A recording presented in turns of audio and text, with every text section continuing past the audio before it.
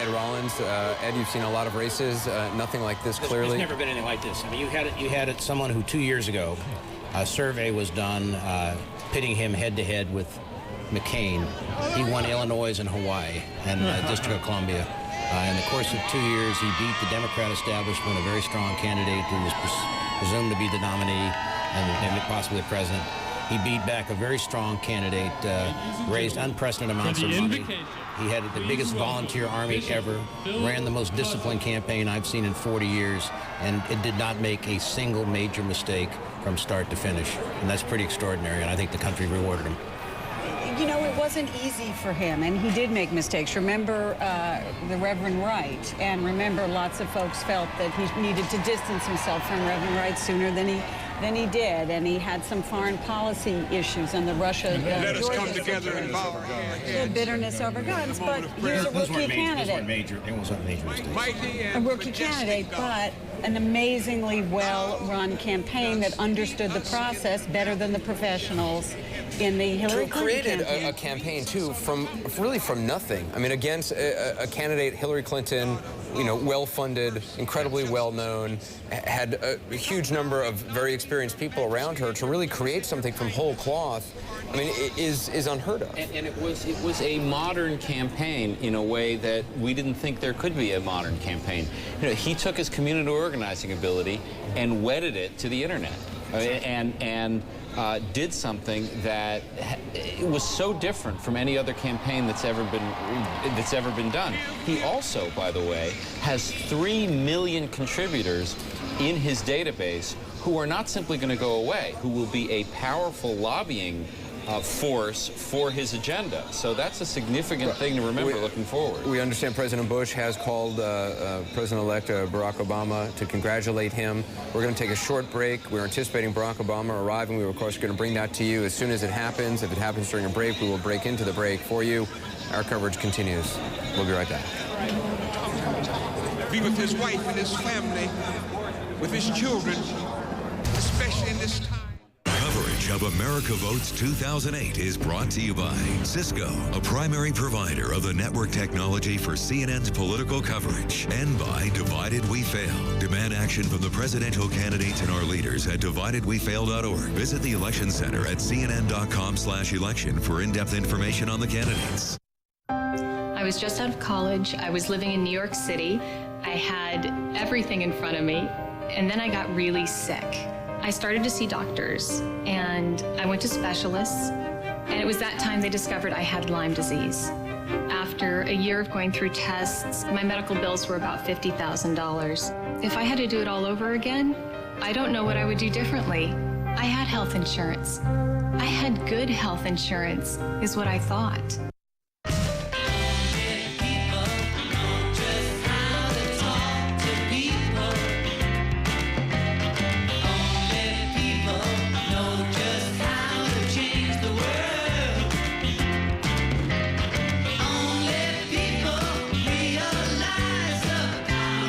Telepresence, bringing people and countries a little closer. That's the Human Network effect. Cisco, welcome to the Human Network. Introducing an ale that's dry hopped and top fermented for a bright, hoppy finish. Budweiser American Ale. What's an American Ale? Discover for yourself. New Budweiser American Ale. You're looking at the most abundant fuel in our country. You're looking at an American resource that will help us toward vital energy security into the next century. But most of all, you're looking at 50% of our electricity, coal. It's the resource that generates half of our electricity at a third the cost of most other fuels. It's the fuel that powers our way of life. Learn more about America's Power at americaspower.org. Not perfect. I'm large. I leak. I was running out all the time. They got tired of me, and I got Norritzed. Send your old tank packing. Space-saving Norritz tankless gas water heaters heat only the water you use, endlessly, efficiently. Save on your water heating bills and never run out of hot water. Go my way.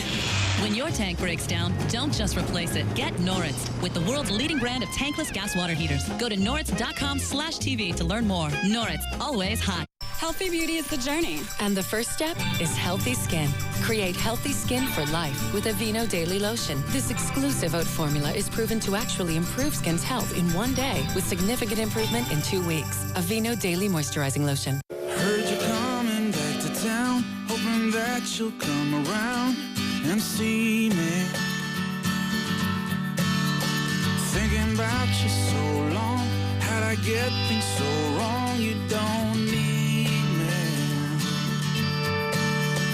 Now my new love, she adores me. But every time I'm with her, I'm still thinking of you. Norfolk Southern, the future of transportation.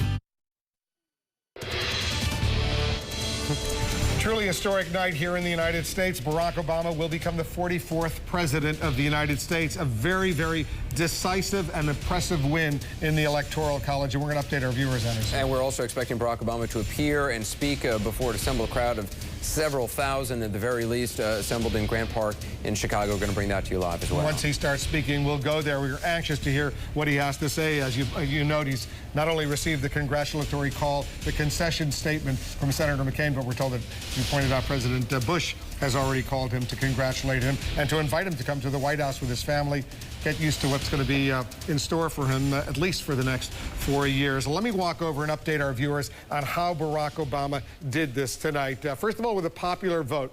Let's take a look at the popular vote right now, with 65% of the vote now in throughout the United States. So far, Barack Obama has 51% to John McCain's 48%. It's an advantage of about 3,099,000. That's with 65% of the vote in. As important as the popular vote is, it's not important enough. This is a really important vote, the Electoral College vote right now. And by our projection, Barack Obama already has 338 Electoral College votes. John McCain, 155. You need 270 to be elected president of the United States. He has more than 270. All those blue states are states that Barack Obama has won. The red states are states that John McCain has won. The yellow states are states that we still cannot project a winner in those states, including in Virginia.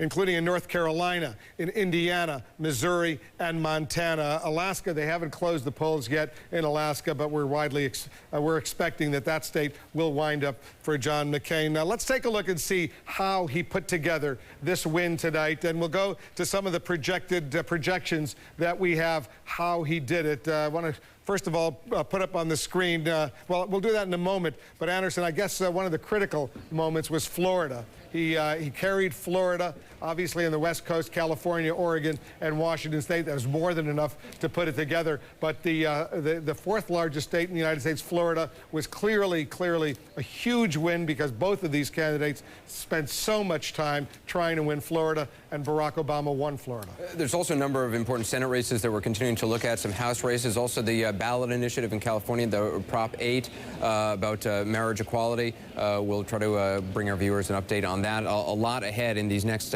couple hours to keep watching. Yeah, just to talk about Florida for a minute, Anderson, what was so interesting to me is we all knew that it was going to be close and tight there, but Barack Obama used his money wisely there. He outspent John McCain 4-1, visited the state a tremendous amount of times, but also identified 600,000 African-American voters who had been registered to vote in the last election but didn't show up. Identified each one of those voters and made sure that they turned out for this election. In the end, we don't know yet. That may have provided the margin for him. We just don't know. It's pretty clear now that his popular vote, his majority is going to be the largest we have seen since Lyndon Johnson, and that is a significant achievement. It's also pretty clear that his Electoral College vote is now going to make him, that he has reached what he hoped to do, and that was to become a national winner and not just a winner in the blue states plus one. I mean, he has really, pulling in Florida and North Carolina, Florida and Virginia, possibly North Carolina, it gives him that southern base. Pulling in now New Mexico, looks like Nevada and Colorado. And that makes a difference when he actually gets to Washington. It makes a very big difference, Anderson. In the perception that he is a national president. He represents all sections of the country. He is not a bi-coastal president alone. Yes, his great strength is in the West and in the Northeast, but he's more national. I also think it strengthens the perception he represents everybody. But I also think it puts a burden on him to represent everybody. And to go back to an earlier conversation, whether you govern from essentially the center left or you govern from the left, I think in order to keep that coalition together, that's going to push him, and a lot of the people are going to be coming with him in the House of Representatives especially, but also some of these senators to be more of a center-left president. If anything, the way he ran his campaign, though, seemed to be reaching out to as many diverse groups as possible, whereas the McCain campaign seemed, rightly or wrongly, to be whittling down the groups that they were appealing to. I think that's absolutely right. But remember how often John McCain just did give a very generous valedictory there, and good for him, and Sarah Palin, but how often they accused of Barack Obama of being the most liberal member of the Senate. This is going to be a liberal cabal, and it's going to be represent, you know, a very small, the elites of the country. This is not what this victory is about. It represents masses of Americans, and in a way that really sends a very different signal to everybody. Wait a minute, I got elected by much of the country, and I have strength in all sections of the country. Take a look at some of these numbers. He got 96% of the African-American vote. This is off exit polls, the latest that we've had. 67% of the Latino vote, 66% of the youth vote, 68% of the new voters voting, which made up 11% of the electorate, 68% of them. So there is definitely this message of inclusion that seemed to resonate. I agree that there is this issue of how do you appeal to everybody at all times. That's a bigger challenge when you're campaigning and promising things as opposed to campaigning and being elected and then delivering things. But also, it's a symbol of a new America, the America of 2050, where minorities make up the majority in this country. That is the point in the census, where minorities will be the minority, and the face of America is changing. It's not Joe the plumber. And in terms of his use of power, which he will have, believe me, he can go to members of Congress and say, you know what, I brought you here. You're going to owe me one. And he can go to conservatives that way, and he can go to liberals that way. And so in the end, he can become a conciliator, even though lots of people say he's a liberal. His nature is to be a conciliator, and I think he has a great opportunity to do that right now in the Congress. He has an opportunity tonight.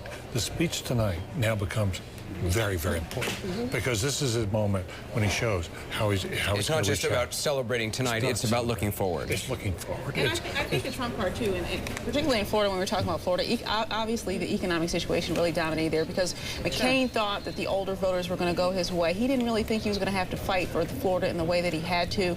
And despite the older voters being in Florida, they were, as was mentioned before, hit by this economic situation with the housing situation. And then the other Trump, obviously, is that youth voter. Year after year, election after election, we always talk about the young people being energized and inspired and getting out, and then they never turn up or they never turn out. Well, this is the election. This was the year they did actually turn out, and it was in Obama's favor. Also, for the first time in Florida, a Democrat won a majority of the Latino vote. Talking about that generation. I mean, that is, Matt Barretto's been sending emails all night talking about how critical that is. And when Bill was here earlier, we were talking about this shift. What you're seeing is California, New Mexico, Arizona, Nevada. You're seeing it, not necessarily in Texas, Florida. This whole new coalition, Democrats don't have to rely on 45, 50% in terms of white voters, in terms of the whole coalition.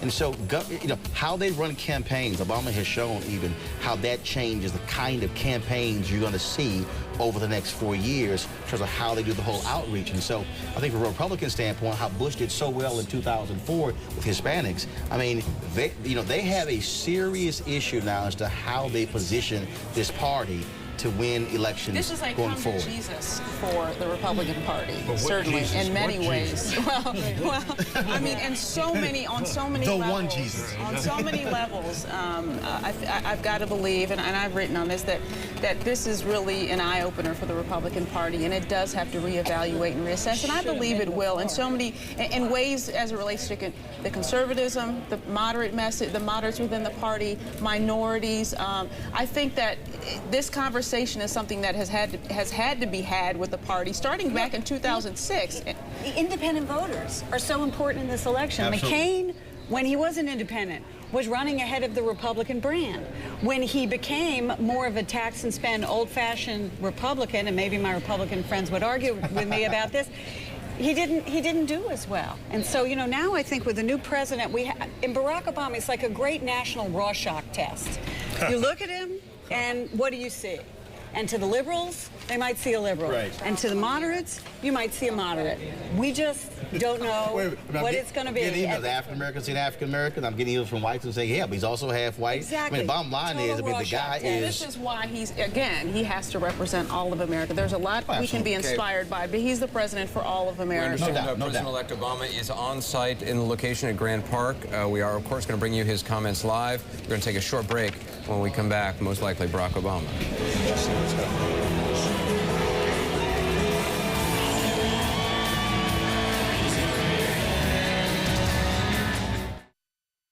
Tell me something. Why does my company have so many printers? Every time I turn around, there's another one wasting electricity, waiting for a print job, not to mention the stockpile of supplies. Give me one machine with outstanding productivity and functionality. With an LCD panel from Sharp that lets me preview scanned documents, plus an inner finisher that doesn't waste space. While you're at it, how about a sleek design? The Frontier series. From Sharp. Work without limits.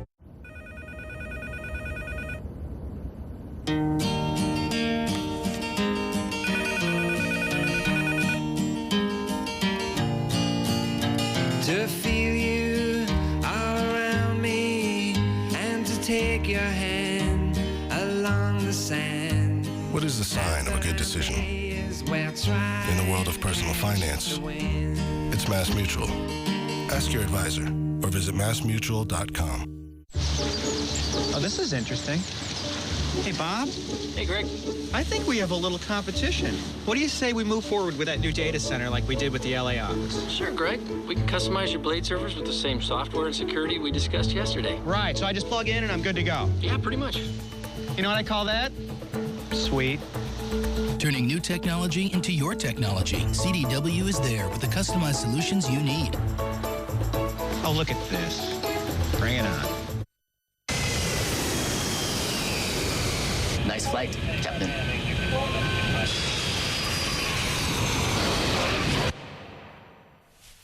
When this 250-ton aircraft touches down at 155 miles per hour, I know what I can rely on. These tires. For a smooth and safe landing. Bridgestone tires in aviation. Bridgestone. 900 died. A few survived. Soledad O'Brien with the untold stories. Escape from Jonestown. CNN Thursday, November 13th. If you're remodeling any portion of your house, you can't afford to miss this information. It's the information retailers don't want you to see. Our whole entire house of cabinetry was going to come to a little over $60,000. Direct Buy came back with $38,000, so the savings is almost too good to be true. One of the estimates that we had gotten was $10,000 to redo this small bathroom. It ended up costing us, with everything, including labor, under $3,000. Just on our kitchen alone, we saved almost $10,000. It adds up to about a $30,000 to $40,000 savings overall. Call the number on your screen now to receive your free insider's guide to buying direct. Plus, you'll also receive a free visitor's pass for an exclusive tour of your local Direct Buy showroom. Call the number on your screen right now to get started buying the Direct Buy way. Stop paying retail and become part of Direct Buy, the private, members-only showroom and design center. Don't wait another minute. Pick up the phone and call now. Vote now for CNN's Hero of the Year at cnn.com/heroes. Do you have a call-in number for Oprah? All right, we got some live pictures coming in from the White House. I want you to take a look at this. This is right outside the White House on Pennsylvania Avenue. Lots of folks in Washington, D.C. have just come over there to celebrate the election of Barack Obama as the 44th president of the United States. Campbell, you know, both of us are former White House correspondents. We know that area quite well. This is sort of just a spontaneous reaction, and we're seeing this all over the country. I know. We've been hearing anecdotally stories from friends and family here in New York City. People are out in the streets in Times Square, in Harlem, in various neighborhoods in New York, and clearly we're seeing it in Washington as well, celebrating tonight. It's like it's New Year's Eve. Celebrating all over the country, a moment that a lot of people never thought they would see, but they're seeing it right now. I know you have a very special guest you want to talk to. We do. We want to take you to Atlanta, to the Ebenezer Baptist Church. We have the youngest daughter joining us of Martin Luther King Jr., Bernice King, joining us right now. And Bernice, just give me a sense of what this night, what this moment means to you. You know, it means to me that the work that my mother and father sacrificed for was not in vain. And I'm so honored just to be connected to their bloodline. I was very touched tonight and moved to tears when I heard the announcement. And I know that this is something that my father would be proud of America for. He would be proud of the many young people who turned out the polls to make this possible. And it's a new dawning of a day in America. And Bernice, we can hear the celebration happening there, obviously. Where you are, it's extremely loud. But give me a sense for how you believe Barack Obama has said he's going to bring this country together after an election that was this difficult, this tough, this nasty at times, so polarizing. How does he bring people together now? Well, you know, it's a process. And I think he will do it the same way he's tried to do it even in his campaign. I mean, President Obama, I'm trying to get used to that, is a bridge builder. And I think he will continue to talk about building bridges. I think he will talk about overcoming the divide and getting all of us focused on one page so that we can move America forward and address the pressing needs that affect so many of us.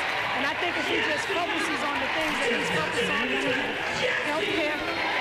Can you hear? I gotcha. Hello? All right, I think we're losing our Bernice King joining us there. You can hear a loud, extremely exuberant celebration at the Ebenezer Baptist Church down in Atlanta. Bernice, we want to thank you very much for being with us for the second, and throw it now to Anderson. Thanks very much. We're told we're within 2 minutes of Barack Obama talking to the crowds at Grant Park. Of course, you can see right now the crowds are there. Clearly, they know he is there as well. They are waiting to hear from the president-elect. David Gergen, you're saying in terms of what Barack Obama is likely to speak about tonight, it's not just a night of celebration. It's a time to look forward. It's a time to talk already about governing. I think they have designed this, as I understand it from the Obama team, they want to get off to a very fast start. They want to open their transition office tomorrow at noon. He's going to give a press conference. They're going to open their transition office tomorrow? Tomorrow at noon is what I understand. That's what they were planning. He wants to name his new chief of staff tomorrow if possible. He wants to name his transition chief. He wants to get moving very quickly. He's always looked forward to this moment when he can make the transition to govern. That's what really is important. And so I think he wants, I mean, I've already gotten a copy of an email he's now sent out to all his supporters saying, you're great, you're terrific, thank you for your passion, all your support, and I'm going to be back to you soon about what we need to do next. Right. He's going to govern that way. He's going to govern that way. He's going to draw upon this internet to mobilize these hundreds of thousands of people. And in terms of transition, I mean, this is a campaign that has planned everything, and they have planned the transition since last May, since before he was the nominee, very early on, started since last May. And when he went to visit his grandmother for the last time in Hawaii, he took along with him a large transition memo that he read on the airplane, because they were well along the way in planning their government, as it should be, by the way. But it can't all be, let me talk to you about politics, folks. Tonight. It's going to be, not tonight. He is a symbol of so much to so many. And while things do not change overnight, clearly, for African Americans and minorities in this country, it is a symbol to so many people who've waited a long time, and also a symbol to a new generation, a bridge, literally. We're told we're just a few seconds away. Let's listen in to what the crowds there are listening to as we await the arrival on stage of President-elect Barack Obama.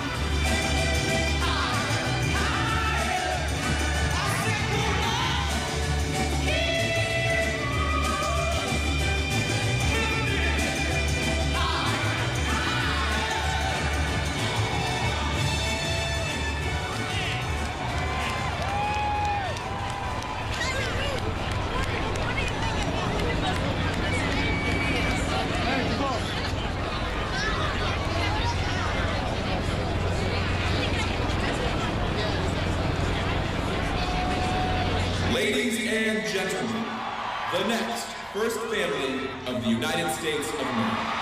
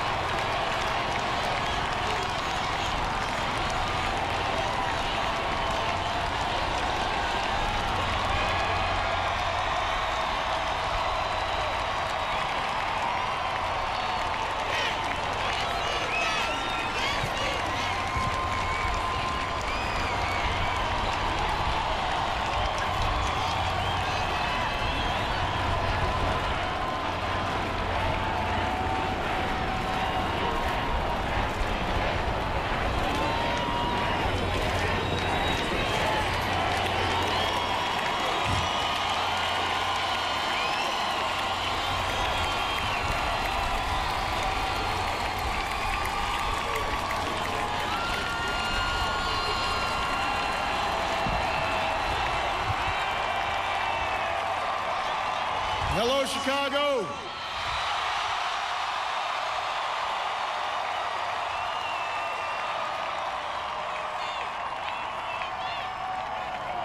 If there is anyone out there who still doubts that America is a place where all things are possible, who still wonders if the dream of our founders is alive in our time, who still questions the power of our democracy, tonight is your answer.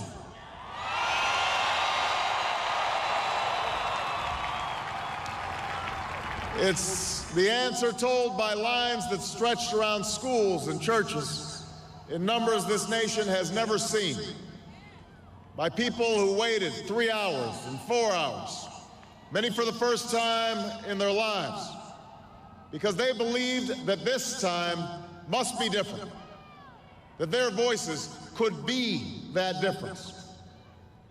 It's the answer spoken by young and old, rich and poor, Democrat and Republican, black, white, Hispanic, Asian, Native American, gay, straight, disabled and not disabled, Americans who sent a message to the world that we have never been just a collection of individuals or a collection of red states and blue states. We are and always will be the United States of America.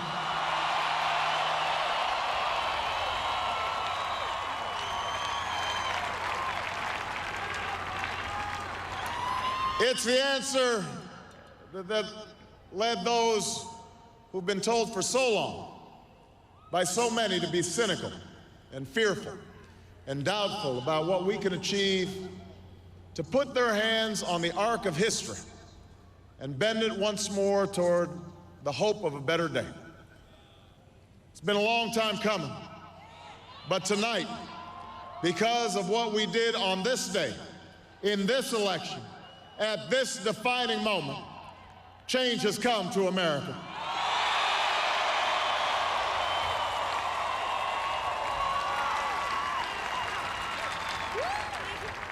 A little bit earlier this evening, I received an extraordinarily gracious call from Senator McCain. Senator McCain fought long and hard in this campaign, and he's fought even longer and harder for the country that he loves. He has endured sacrifices for America that most of us cannot begin to imagine. We are better off for the service rendered by this brave and selfless leader. I congratulate him. I congratulate Governor Palin for all that they've achieved, and I look forward to working with them to renew this nation's promise in the months ahead.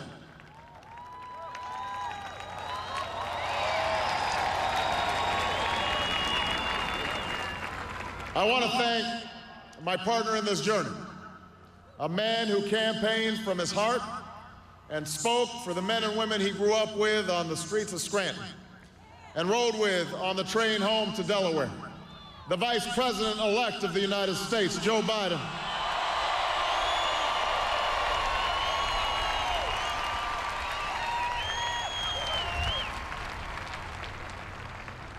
And I would not be standing here tonight without the unyielding support of my best friend for the last 16 years, the rock of our family, the love of my life, the nation's next First Lady, Michelle Obama.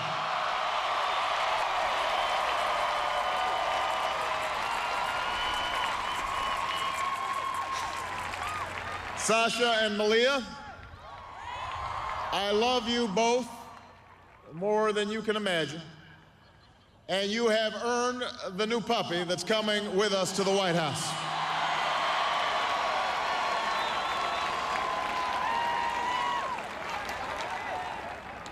And while she's no longer with us, I know my grandmother's watching, along with the family that made me who I am. I miss them tonight. I know that my debt to them is beyond measure.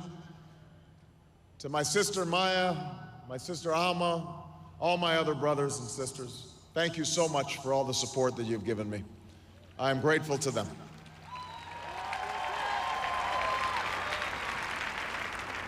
To my campaign manager, David Plouffe,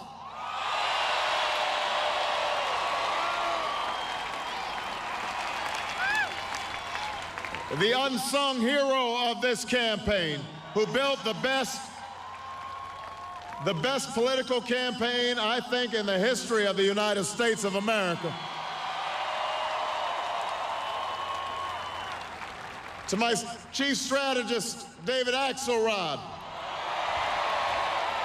who's been a partner with me every step of the way. To the best campaign team ever assembled in the history of politics, you made this happen, and I am forever grateful for what you've sacrificed to get it done. But above all, I will never forget who this victory truly belongs to. It belongs to you. It belongs to you. I was never the likeliest candidate for this office. We didn't start with much money or many endorsements. Our campaign was not hatched in the halls of Washington. It began in the backyards of Des Moines, in the living rooms of Concord, and the front porches of Charleston. It was built by working men and women who dug into what little savings they had to give $5 and $10 and $20 to the cause. It grew strength from the young people who rejected the myth of their generation's apathy, who left their homes and their families for jobs that offered little pay and less sleep. It drew strength from the not-so-young people who braved the bitter cold and scorching heat to knock on doors of perfect strangers, and from the millions of Americans who volunteered and organized and proved that more than 2 centuries later, a government of the people, by the people, and for the people has not perished from the earth. This is your victory.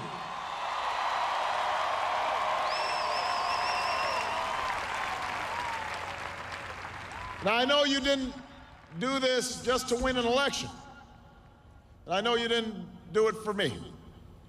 You did it because you understand the enormity of the task that lies ahead. For even as we celebrate tonight, we know the challenges that tomorrow will bring are the greatest of our lifetime. 2 wars, a planet in peril, the worst financial crisis in a century. Even as we stand here tonight, we know there are brave Americans waking up in the deserts of Iraq and the mountains of Afghanistan to risk their lives for us. There are mothers and fathers who will lie awake after their children fall asleep and wonder how they'll make the mortgage, or pay their doctor's bills, or save enough for their child's college education. There's new energy to harness, new jobs to be created, new schools to build, and threats to meet, alliances to repair. The road ahead will be long. Our climb will be steep. We may not get there in 1 year or even in one term. But America, I have never been more hopeful than I am tonight that we will get there. I promise you, we as a people will get there.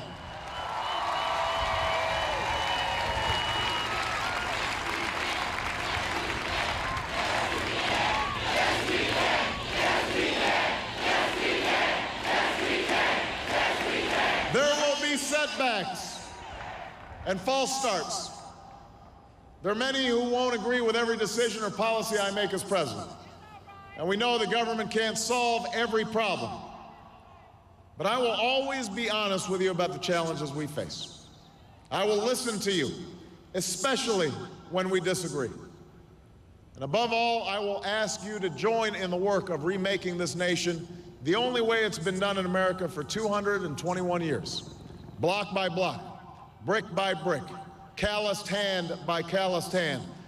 What began 21 months ago in the depths of winter cannot end on this autumn night. This victory alone is not the change we seek. It is only the chance for us to make that change. And that cannot happen if we go back to the way things were.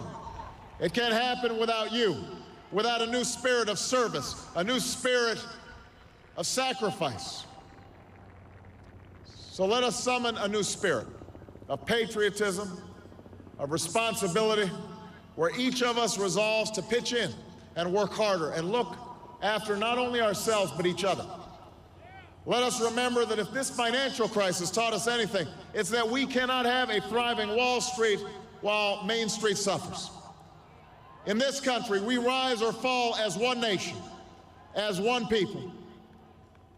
Let's resist the temptation to fall back on the same partisanship and pettiness and immaturity that has poisoned our politics for so long.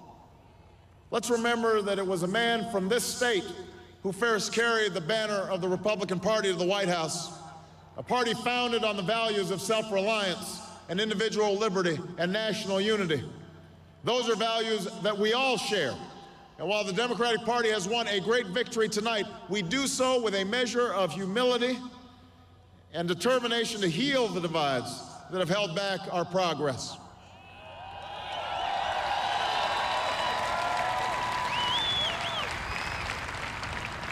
As Lincoln said to a nation far more divided than ours, we are not enemies, but friends. Though passion may have strained, it must not break our bonds of affection. And to those Americans whose support I have yet to earn, I may not have won your vote tonight, but I hear your voices. I need your help, and I will be your president too.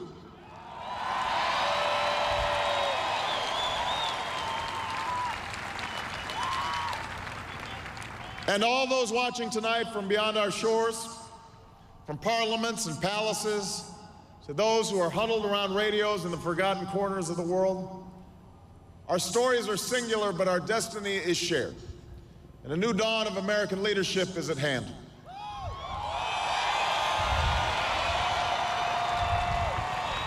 To those who would tear the world down, we will defeat you. To those who seek peace and security, we support you. And to all those who have wondered if America's beacon still burns as bright, tonight we proved once more that the true strength of our nation comes not from the might of our arms or the scale of our wealth, but from the enduring power of our ideals: democracy, liberty, opportunity, and unyielding hope.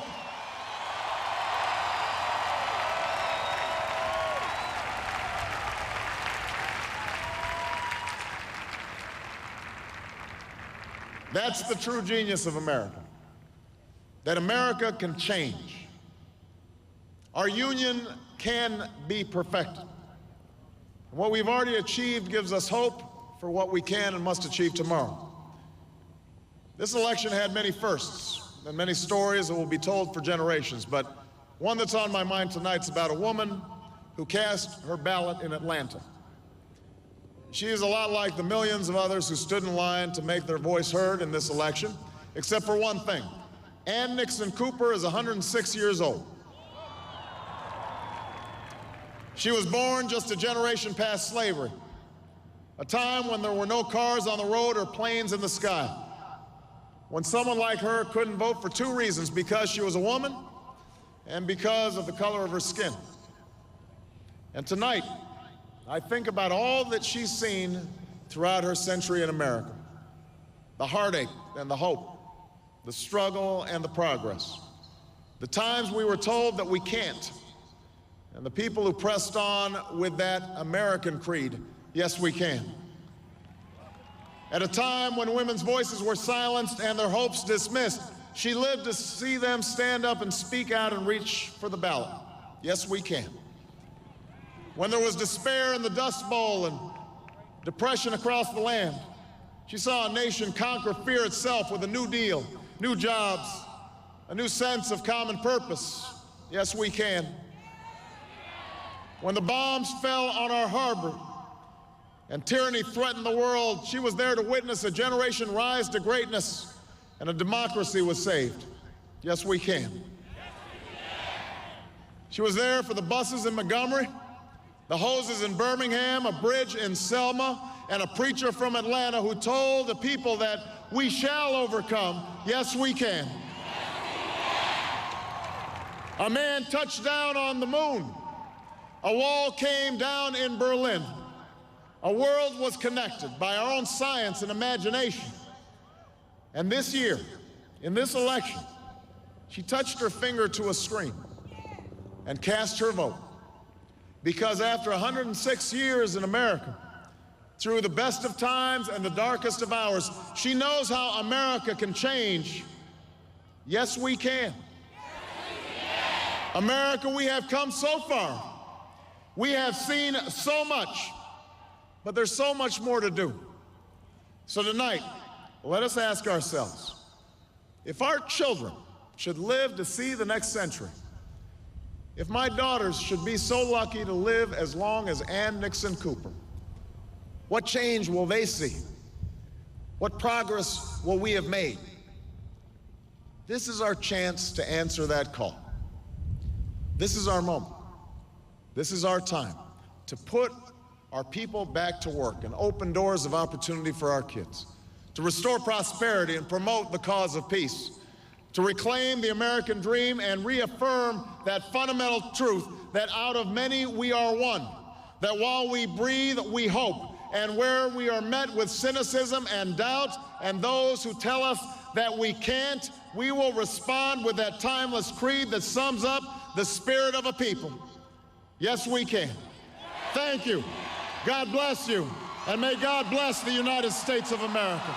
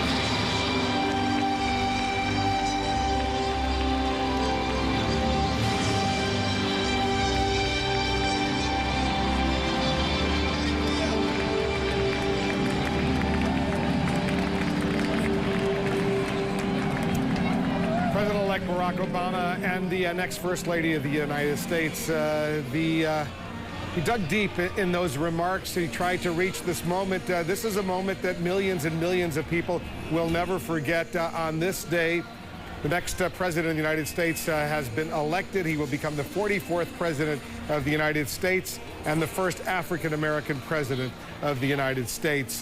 Joe Biden was there. You saw his 90-year-old mother. You can only imagine what she is going through right now. Both of the families were there.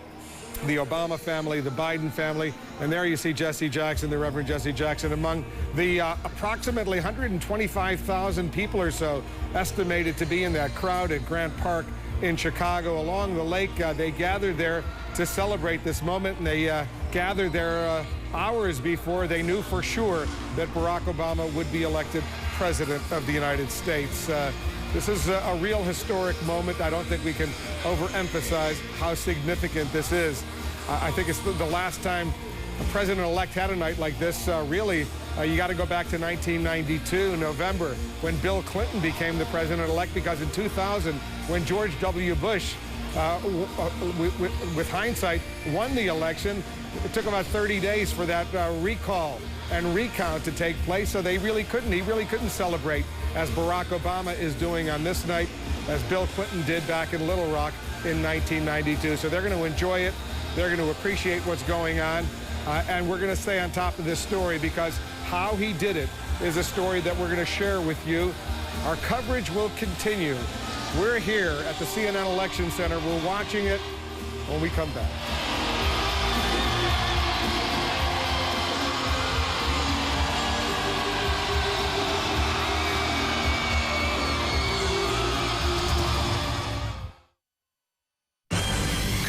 Of America Votes 2008 is sponsored by the new Hyundai Genesis. It all starts with this.